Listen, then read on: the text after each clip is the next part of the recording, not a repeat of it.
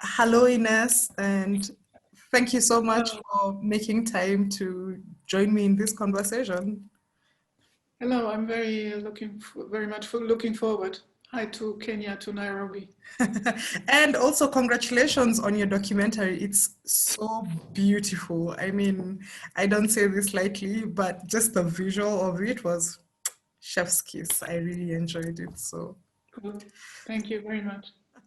So maybe we should start there. How did you decide to have essentially yourself as the subject of your documentary, and how long did it take to make it?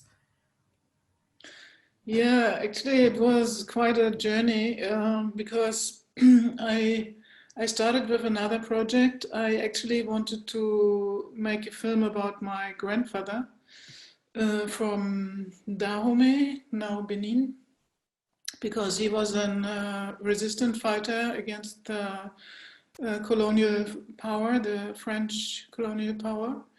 And yeah, and I started to research on this project and started to write and so on. And I have to say, I never met my grandfather because he died already before I was born. And so I first had to come closer to this figure of my grandfather. And then I noticed that I cannot really find myself in this film. And I was always asking myself, from what kind of perspective am I telling this film? And so I gave these questions space, and I noticed before I can talk about my grandfather, I have to talk about myself, and I have to ask a lot of questions to myself. So it was just a consequence of this way trying to approach my grandfather, and then noticing it's not possible because I'm not close enough to myself and to my past. So there was this one key moment when I decided to put myself in the center, which was really a big step for me because I'm not somebody who is, so well or feeling so comfortable being in the center of the interest. And but started this journey, and it altogether it took 7 years and a little bit more than 7 years. Wow, wow, 7 years is not a short time. Yes. And as I said, the film is very beautiful. It's very beautiful on multiple levels. And one of those things for me was that you did something really interesting with time and place. There are times when I'd be watching the film, I'm like, okay, that thing that happened in minute 5 has been explained in minute 35 or something like that, but it's done so seamlessly. And I'd like for you to talk a little bit about the stylistic choices you made in making the film, but also editing it, because the editing is phenomenal. So maybe talk a little Thank bit you very about much. that. Yeah, thank you very much. The editor is Jana Hühnerbach, a woman from Cologne. Yeah, um, I was very early. I was convinced that I don't want to tell this story chronologically, and because I mean, for me, it was necessary to tell about the existence of these two parts in a parallel film, because it's also what I am, you know. Even if I didn't know about my African side, even then it was still the fact that I'm at the same time German and Togolese, Beninese, or however you want to say it, and African. And so I also wanted to reflect the film that it's not an linear way. You know, my life wasn't linear, and also the film. I didn't want it to be the film a linear narrative, and and to decide, for example, sometimes to play around with this relationship between space and time was on one side a decision to irritate this conviction of the majority to think that there is a linear narrative. Because for me, I mean, it's an approach to the world or to life that you see there are so many things developing in a parallel way, and it's not that you can, or let's say it's a very Western way of storytelling, that you tell a story in a heroic one after another way, you know, and this is not right for me. So for me, it was necessary to sometimes combine, for example, the beach in Benin with my voice about a story which was happening in my childhood in the DDR in East Germany. So, and I'm glad if you say that it kind of worked out. So I think it's also a very patriarch way of telling stories, and I wanted to shake this also. Is it right to say it like this? Yeah, and it was shaken. That's for sure. I went up and looked at some of the writing around the film, and I noticed that you had a team. One of the photos had you with some of the people who you'd made the film with, and all of them were women, and I found that pretty interesting. So now, when you said it's a patriarchal way of storytelling, I said to myself, I see a pattern here, and I respect it. Yes, was that a conscious choice on your part to have a team that had, you know, more than one woman in the making of the film, would you say? I mean, many choices of this film were made quite intuitively, and many of my friends are women, so it came just natural to me. But of course, there are also men. For example, it's a mixture of conscious choices, but also intuitive choices. Like, for example, there are two camera person, one is a woman, one is a man, and for me it was clear that, for example, when I was shooting with my stepfather, I thought it would have been a good idea to have also a woman sound designer, and or who was taking the sound. And this was also a question of balance in the situations, you know, in the shooting situations, but also for the editing. It was very sure for me, or quite sure, that I wanted to work with a woman. But there are also men in the team. It's more like there are more women than men, and I think I like this. Me too. I think a constant conversation we have is the absence of women behind you know, the camera and in the editing suite and so on and so forth. So it's always refreshing to hear someone say what you're saying. Going back, a huge part of what the documentary is about, as we said, is your personal history, and I'm interested in how you went about incorporating a larger history into your personal history, because you grew up in what was East Germany, and that's where you were born and brought up, and the circumstances of your birth parents meeting is directly tied to a certain historical moment, you know. So how did you go about, you know, incorporating this large history into your personal history? Because I think this would be an interesting question for people who are looking to tell a story, which I think is everybody. I think we are all in one way or another influenced by large histories and accidents of history and so on and so forth. But how did you go about doing this? Because as I was watching it, and I think I told you this earlier, I was thinking of Audre Lorde, the Berlin years, where people talk about the Afro-German experience and coming into like their blackness as Germans and so on. And all of it is a part of a larger history. So I'm curious about how you went about doing it, because it did a really good job of meshing those two histories. Thank you. Yeah, again, it came quite naturally to me because I don't know. I couldn't really imagine to tell this story without implicating the political background. And it's also very much the way how I think. For me, it wasn't possible to separate it's in general for me that the private is always political, and especially for somebody who's in a who is addressed as an in a or as belonging to a marginalized group.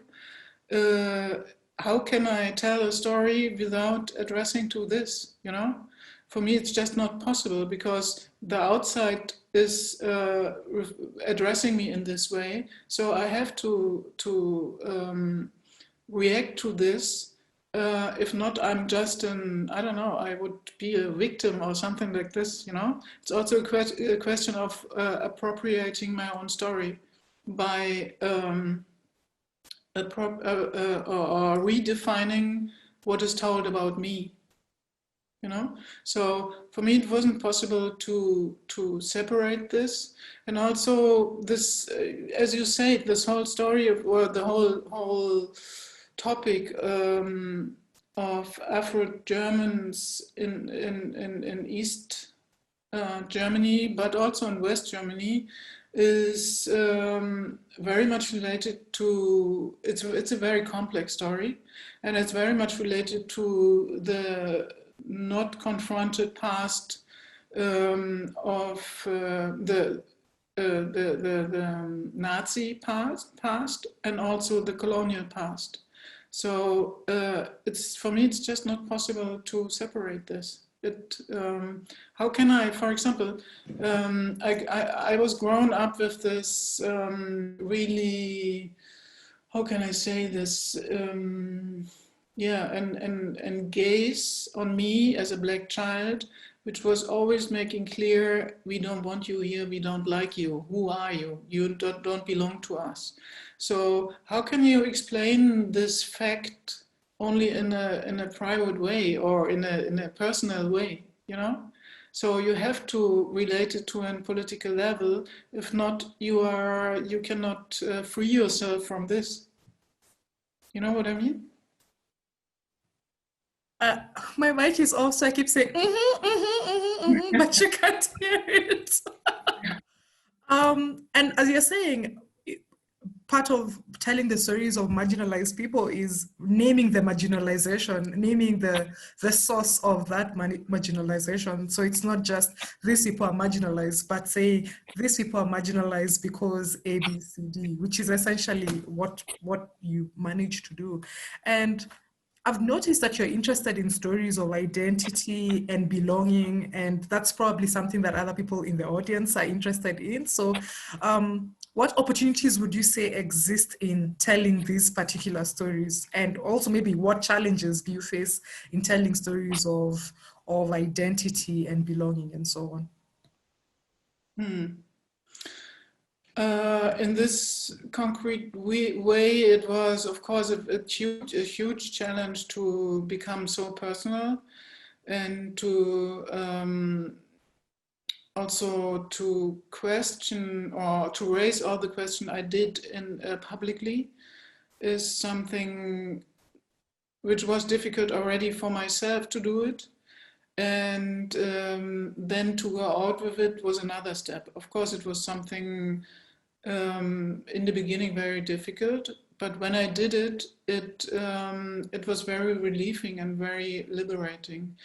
And that this topic of belonging or identity are so much in the center of my work is, of course, related to my own history and my own upbringing and this questioning. I had to find a way, or let me say, this working with this topic of belonging, identity, and so on, gave me a way into the society by questioning this. So it opened me possibilities to approach myself and to find way on very different level, on a political level, on an artistic level, on a spiritual level. So in the end, I was turning this being questioned so much as somebody who would not belong in something that enriches my life, or which is myself now, you know?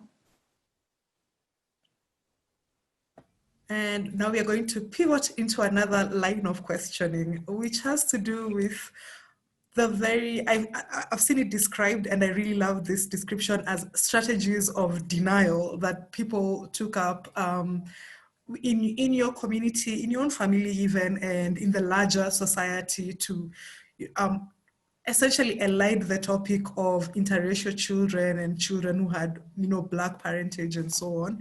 And I found it really interesting how people were willing to tell you these stories, because for me, I think I'd be too embarrassed to admit to some of those things. So how are you able to tease those insights? Because I think that's a question I always have when I watch a documentary, especially a documentary that's so personal. It's, how did you get these people to say these things, which are almost incriminating? You know what I'm saying? Like, you don't look good when you say some of these things, but how are you able to tease these insights and these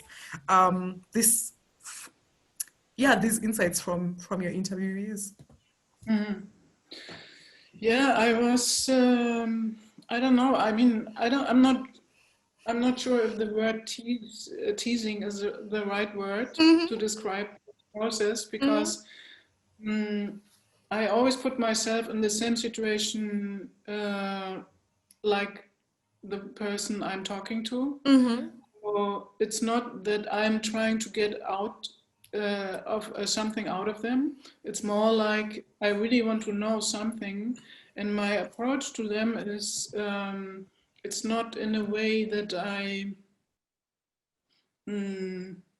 don't judge them. I just want to know, and I want to make. I always try to make clear that I notice that they love me and that I also love them. So actually, I think it's a lot about love, because uh, even with my stepfather. I guess, I don't know if it is how it is for you, but for me, it's still visible that there's love. And so he wanted to give me something in his way of telling things, even if it was painful for him, and even things were a long time ago and so on. But he saw how important it was for me, and that's why he wanted to give it to me. And I think this was the base for all the encounters we had and all the talks we had. And so it's not that I'm the director above them or something like this. It's more like, let's talk the truth, you know. And sometimes there's something interesting going on if you put in camera in a certain way that it feels a bit like an um, yeah, and truth-telling room space, you know, something like this. That the people who are in this situation really try to be kind of objective, like telling the truth. And I noticed this in all the talks we had, and also with the other protagonists, like this one woman who was a friend of my parents and never asked why I look the way I look, and she likes me, and it's also, I think it's visible in the film also that she likes me and I like her. So the base is clear, we like each other and we want to find out something on this base, you know. So it's really a question of integrity also, I think. I think it was very clear in especially the conversations with people in your family and with your like people close to your family that yes, as you're saying, there was that love. I really loved that scene where you're talking to your father about when you were born, and then he says your birthday and you say I know, and he says I just want you to know that I know. And I was like, my heart, because he was very clearly signaling something there. And sometimes there are Yeah, many ways to say I love you that don't necessarily have yeah, to be those exact words. So I get what you're saying. yeah. And then Mm. lastly, you tell a really compelling story about memory and this creation of the self. And you do that in a variety of ways. I won't spoil it for anyone who hasn't watched it yet, but or in the section about like the cow and the calf. And I remember thinking to myself, wow. um, because now there's an element of looking back, and of course that's part of what the documentary is doing. It's essentially, it's almost like a self-analysis, but with the aid of a lot of other Yeah, people. And so I'm curious about how connecting with your family in Togo helped you have like a different conceptualization of yourself, especially because you said making the film was in a way to approach yourself. I really like this idea of like facing yourself. So how did connecting with that side of your family influence your conceptualization of yourself? yeah. Yeah, I first want to come back to what you were saying just before, because I really have to agree with what you were saying, that it was a kind of self-therapy. It was like this, and also afterwards, now I can say that it also brought the results of self-therapy in a way. And yeah, and to my family in Togo and in Benin, it was a big thing. It was a huge gift. It was really healing, and I think something came to rest. Something came to peace. Like there were certain questions I didn't have to raise in this way anymore, even if it wasn't intellectually, or it was more like I could feel it, that something quietened and something gave me space to do other things and to raise other questions. So it was really very important. Um, yeah. Yeah, maybe this. Or is there more in this to this question? No, I think I like what you're saying about this chance to interact with this side of your family. As I like this idea of self-therapy, but also it was very clear during the documentary that there was like a communal aspect to that self-therapy with some of the rituals that happened and so on. Like, and I also found the cultural differences very interesting. The way, for instance, you have a hard time going to your aunt's house, and your aunt is like, "Why aren't you coming to my house? This is your home." So things like those are really interesting. And as I said, I think I mentioned earlier, I enjoyed the stylistic choices. Again, I'm not going to spoil it for the people who've not watched, but the ending was really powerful. That scene at the beach was really powerful because I think you very cleverly communicated this in-betweenness that you continue to exist in, but Thank you. so beautiful. I mean, I know I'm singing your praises, but it's because I really enjoyed this No, it's documentary. fine. It's fine. Yeah, yeah. Yeah. Thank Mm. you so much for making time. May I say one thing to the Go, end? go on, go Uh, on. because for me, it had several intentions to do so. Because I didn't want to allow the audience to romanticize this, the fact that I have found my family in Africa, in Benin and in Togo. Of course, it was a very beautiful and the biggest gift of my life that I found my father, but and my family. but still it's not the end of the questioning of this notion of identity. It's still going on, and this will go on with all films I will do in future, you know. And it's very important for me also to to question this conventional idea of a fixed and cemented identity. And so for me, it's very important to say that it is something which is fluid and ephemeral, and it can even be a choice. And that's why there's this irritating, or I don't know if it is irritating, but this end sequence. Oh, I mean, when you say it like that, that makes a lot, because that's the impression I got too. I got the sense that, because the whole time it was like, Togo is so amazing, Togo is so amazing. And then this ending scene where you're like, well, okay, that complicates things a bit, but that's essentially what identity is. It's complicated. It's not a simple thing. Yeah. Yeah. But maybe you could also see it from a broader perspective, that even the fact that I was able to make a scene like this, where I question all what I was telling this 88 minutes before, was a statement for this healing process I was going through, because I wouldn't have been able to question this when I wouldn't have a certain piece about this subject. You know what I mean? Oh yes, that makes a lot of sense. That makes a lot of sense. Like you have to be at a certain point to be able to ask certain questions, or to, Exactly.